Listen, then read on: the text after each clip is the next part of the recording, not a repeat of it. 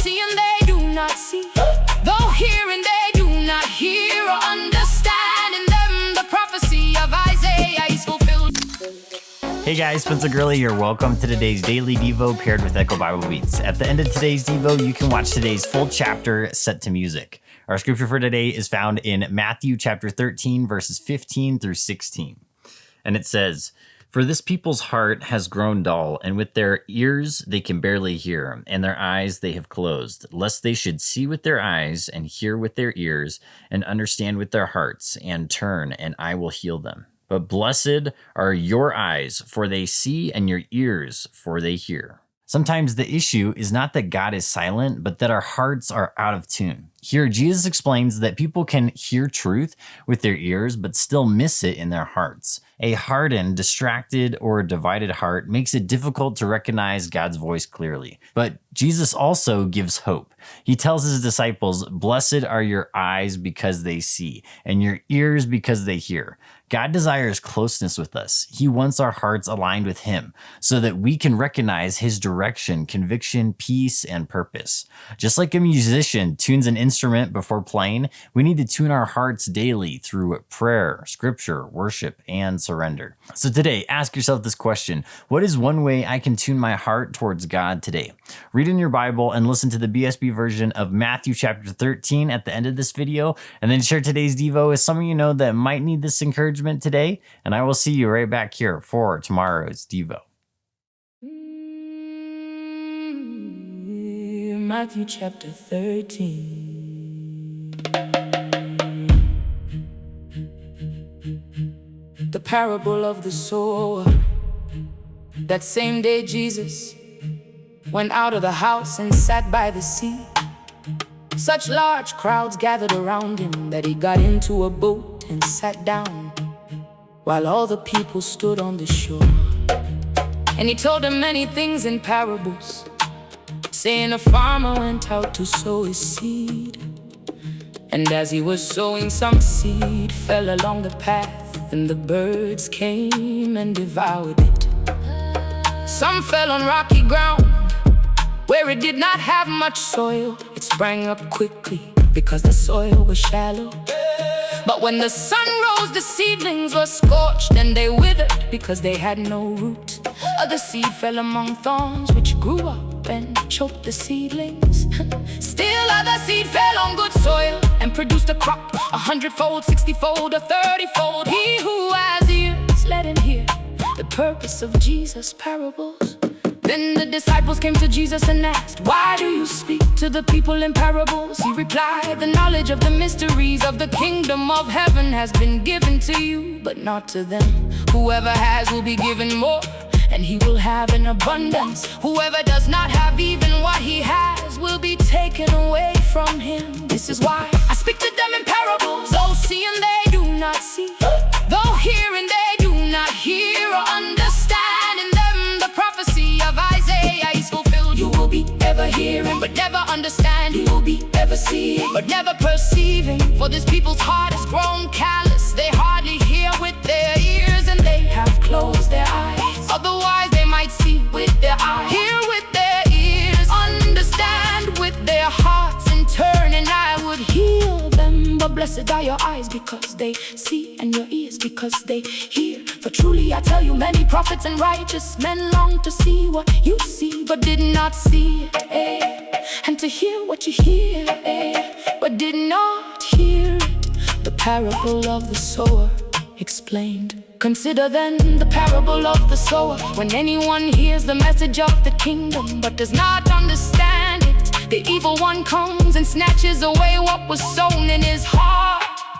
This is the seed sown along the path. The seed sown on rocky ground is the one who hears the word and at once receives it with joy. But since he has no root, he remains for only a season. When trouble or persecution comes because of the word, he quickly falls away. The seed sown among the thorns is the one who hears the word, but the worries of this life and the deceitfulness of wealth choke the word, and it becomes unfruitful. But the seed sown on good soil is the one who hears the word and understands it. He indeed bears fruit and produces a crop, 100-fold, 60-fold, or 30-fold. The parable of the weeds. Jesus put before them another parable. The kingdom of heaven is like a man who sowed good seed in his field.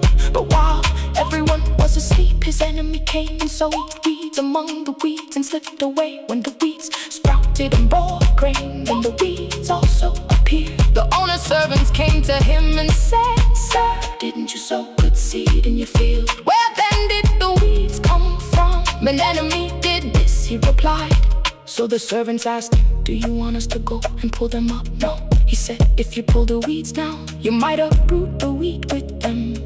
Let both grow together until the harvest. At that time I will tell the harvesters, first collect the weeds and tie them in bundles to be burned, then gather the wheat into my barn." The parable of the mustard seed he put before them another parable. The kingdom of heaven is like a mustard seed that a man took and planted in his field. Although it is the smallest of all seeds, yet it grows into the largest of garden plants and becomes a tree, so that the birds of the air come and nest in its branches. The parable of the leaven, he told them still another parable. The kingdom of heaven is like leaven that a woman took and mixed into 3 measures of flour until all of it was leaven. I will open my mouth in parables.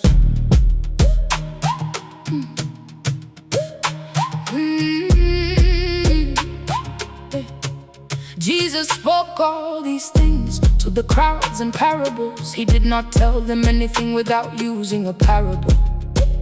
So was fulfilled what was spoken through the prophet.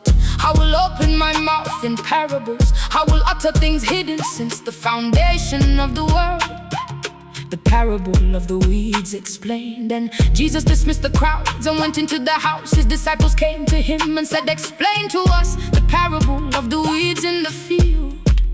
He replied, "The one who sows the good seed is the Son of Man. The field is the world, and the good seed represents the sons of the kingdom. The weeds are the sons of the evil one, and the enemy who sows them is the devil. The harvest is the end of the age, and the harvesters are angels. As the weeds are collected and burned in the fire, so will it be at the end of the age. The Son of Man will send out his angels, and they will weed out of his kingdom every cause of sin and all who practice lawlessness, and they will throw them into the fiery furnace, where there will be weeping and gnashing of teeth. Then the righteous will shine like the sun in the kingdom of their Father. He who has ears, let him hear the parables of the treasure and the pearl. The kingdom of heaven is like treasure hidden in the field. When the man found it, he hid it again, and in his joy he went and sold all he had and bought that field again. The kingdom of heaven is like a merchant in search of fine pearls. When he found one very precious pearl, he went away and sold all he had and bought it. The parable of the net, the parable of the net, the parable of the net. Once again, the kingdom of heaven is like a net that was cast into the sea and caught all kinds of fish. When it was full, the men pulled it ashore. Then they sat down and sorted the good fish into containers, but threw the bad away. So will it be at the end of the age. The angels will come and separate the wicked from the righteous and throw them into the fiery furnace, where there will be weeping and gnashing of teeth. Have you understood all these things? Yes, they answered. Then he told them, for this reason every scribe who has been discipled in the kingdom of heaven is like a homeowner who brings out of his storeroom new treasures as well as old. The rejection at Nazareth. When Jesus had finished these parables, he withdrew from that place. Coming to his hometown, he taught the people in the synagogue, and they were astonished. Where did this man get such wisdom and miraculous powers? They asked, isn't this the carpenter's son? Isn't his mother's name Mary? And aren't his brothers James, Joseph, Simon, and Judas? Aren't all his sisters with us as well? Where then did this man get all these things? And they took offense at him, but Jesus said to them, only in his hometown and in his own household is a prophet not do many miracles there because of their unbelief.